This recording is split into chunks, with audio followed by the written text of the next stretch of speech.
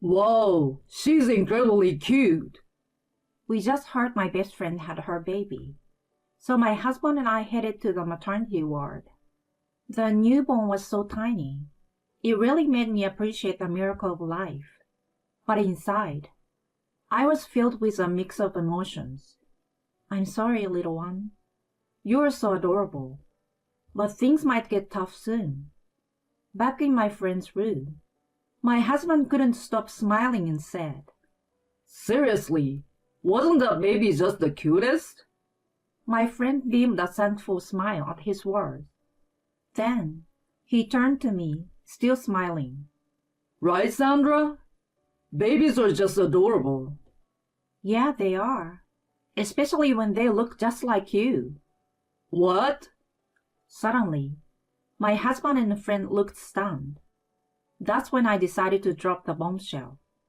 I'm Sandra, 29 years old.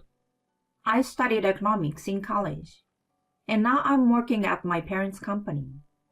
We have been running the company since my grandpa's time, and my dad's the current CEO. The plan is for my husband Frank to take over someday. I met Frank about 4 years ago. He was a client of our company, but we rarely crossed paths. Then, through a work project, we clicked. Being the same age, it was easy to talk and share ideas. As a CEO's daughter, people often kept me at arm's length. So his normal treatment of me was a breath of fresh air. Sandra, for a CEO's daughter, you don't act all high and mighty. He told me that before we got together. Most would take that as a backhanded compliment, but I was just glad to be seen as an equal, a regular employee. That's a first for me, but thanks. Thanks? Aren't you supposed to get mad at a comment like that? I've always wanted to be seen as just another employee, not the CEO's daughter, so... Well then, I guess I'm doing something right. Yes, you are. After that, things with him progressed quickly.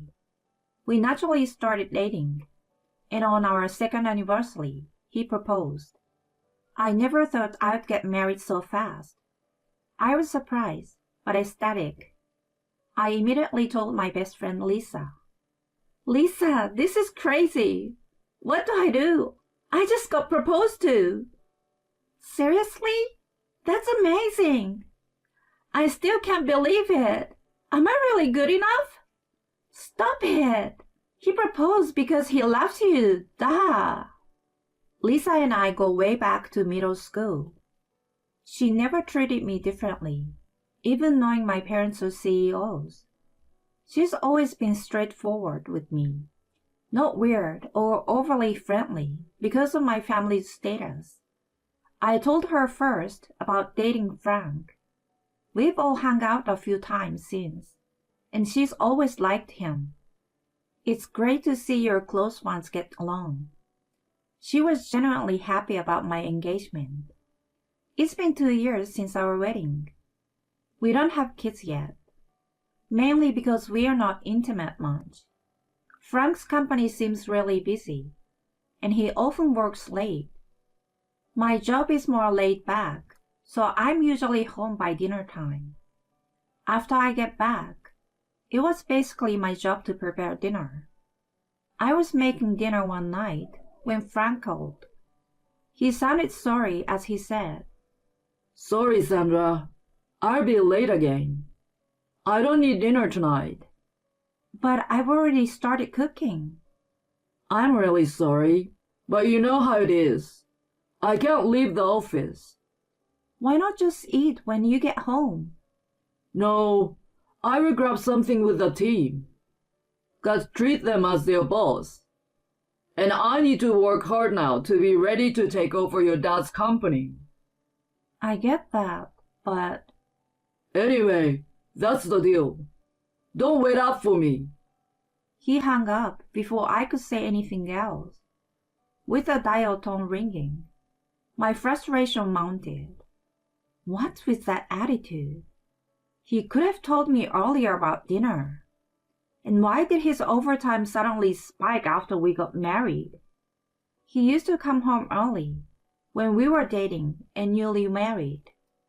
But this past year, he's been coming home way later, and we hardly see each other on weekdays. I want kids soon, but that's not even a thought for him right now. On weekends, he just sleeps or goes out by himself. We barely have any couple time, and my unhappiness just keeps piling up. Then one day, Lisa reached out, and we planned to catch up. Waiting at our usual cafe, she showed up a little late. Sorry I'm late. Things were chaotic at home. No worries. I've been dying to talk to you. What's up? Something good? The opposite. Frank and I just ain't clicking lately. Really? It's not like you to talk that way about him.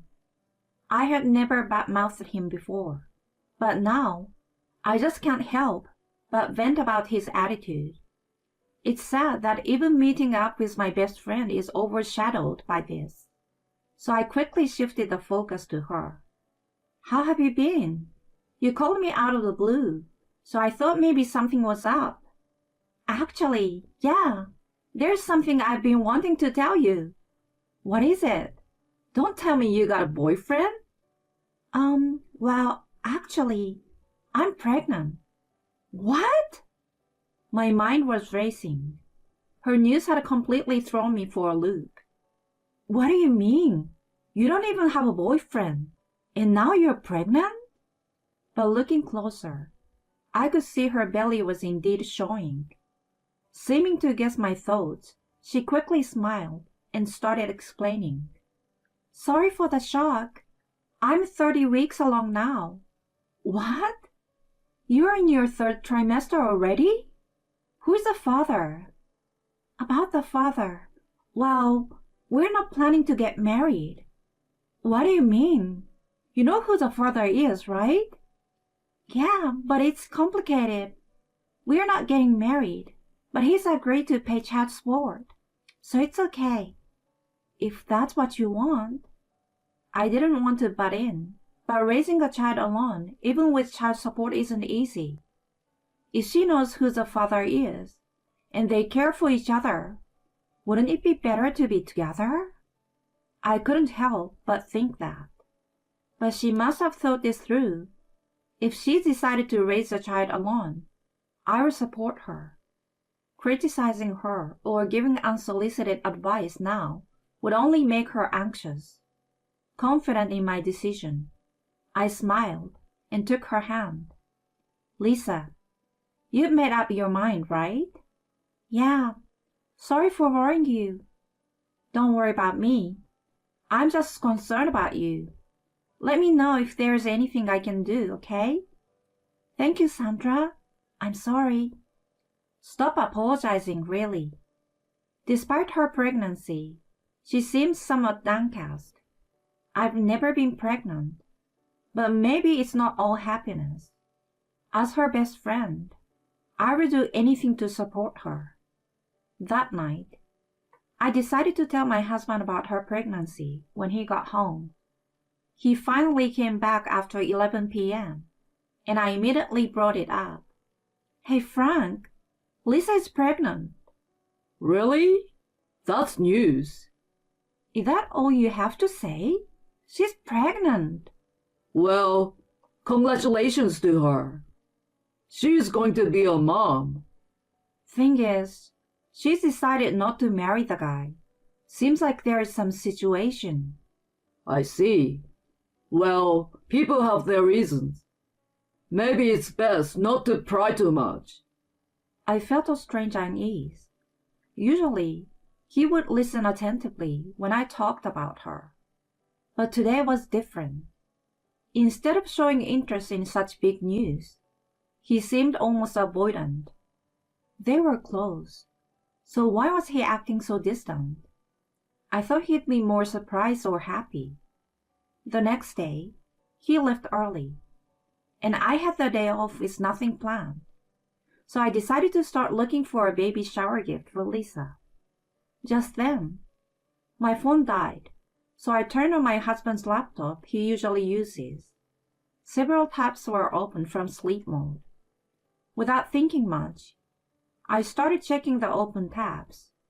One of them was his email folder. He uses email on his laptop? I thought, scrolling through. Then, a familiar name caught my eye. What? I muttered, seeing Lisa's name in the email folder. With a sinking feeling, I opened the email. The contents made me gasp. There were messages confirming an affair between them.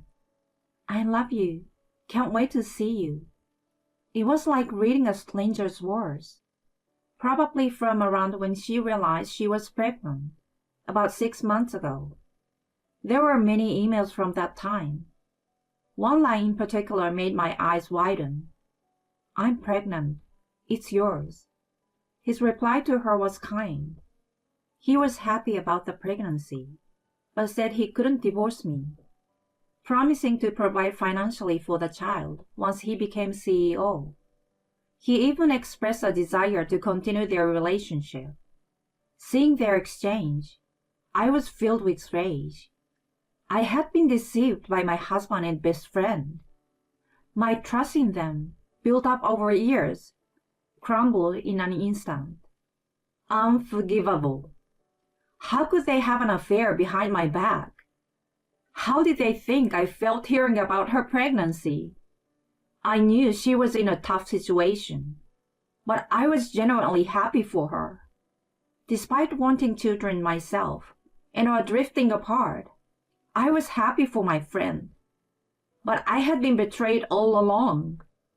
From that day, I decided to gather evidence of their affair. I saved the email exchanges and even hired a detective to investigate my husband. It turned out he visited her apartment almost daily. On weekends, they would go to a mall in the next county to buy baby stuff. Photos from the detective showed them happily choosing baby clothes. Though I was seething with anger, I couldn't stop crying. That should have been me with him. But it's too late for regrets now. I've already decided to get my revenge. After gathering enough evidence, I was ready to confront them. But then, I received a message that Lisa had gone into labor. I decided to wait until after the birth to address the affair. The next day, she messaged me that she had safely delivered. My husband suggested we visit her, so I went with him to the maternity ward, evidence in hand. Confronting them about the affair right after childbirth might seem cruel, but I couldn't back down now. We were led to Lisa's room, and then to the newborn nursery. She pointed out her baby among several others. That's my baby girl. She's a bit on the small side. Oh, she's really cute. You did great, Lisa. It was incredibly painful, but once she was born, I forgot all about it. Being a mother is amazing. My heart, however, was filled with loathing. I'm sorry, little one. You are so adorable, but things might get tough soon. Back in Lisa's room, my husband couldn't stop smiling. Man, that baby really was adorable. She smiled happily and thanked him. He then turned to me with a smile. Right, Sandra? What? Babies are cute, aren't they?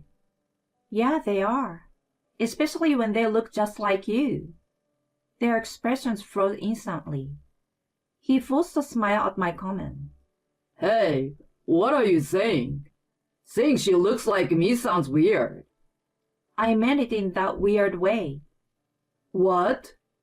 I know about you too. That you've been having an affair, and that Frank is a baby's father. They were speechless. Lisa turned pale and started trembling. I pulled out the evidence I had collected and laid it before them, draining the color from their faces. Frank, are you going to deny it even after seeing this? Are you going to pretend it didn't happen? It's not like that. We were together just once. And what? Even if that's true, The fact remains she got pregnant from that one time, right? I ignored him and turned to Lisa, who quickly started apologizing. I'm sorry, Sandra. I didn't mean for this to happen. I had feelings for Frank, but I never expected to get pregnant. Enough. I don't care how you felt. You had an affair, got pregnant with my husband's child, and had the baby. That's the fact. I'm sorry. Don't bother apologizing. I won't forgive you. But her tears didn't change my mind. They had done something unforgivable. They must face the consequences for what they have done. I firmly told them both. I will be filing for alimony from both of you. Whether you have a child or not doesn't matter. You will pay for what you have done. I will also inform your parents, Frank, and I want a divorce. As for you becoming the next CEO, that's off the table. Handle your affairs however you want from now on. With that, I left the hospital room and went straight to a lawyer to start the alimony and divorce proceedings. The divorce was finalized with Frank's faults recognized. Both Frank and Lisa were ordered to pay a lump sum in alimony. Contrary to my expectations, they didn't marry. Their parents were furious, and Lisa was taken back home. She now works day and night to pay off the debt incurred from the alimony, and her parents are looking after the child. Frank had been neglecting his work at the company. Assuming he soon resigned and became isolated within the company, there is no prospect of promotion for him now, and he is viewed unfavorably by his colleagues. They haven't met since the incident. It's a fitting consequence for their actions. I feel nothing but schadenfreude. As for me, I'm diligently working every day. After the divorce, I became the candidate for the next CEO, striving to meet the expectations around me. I want to repay my parents through my work for all the worry I caused them. Marriage isn't everything. I will find my own way to happiness.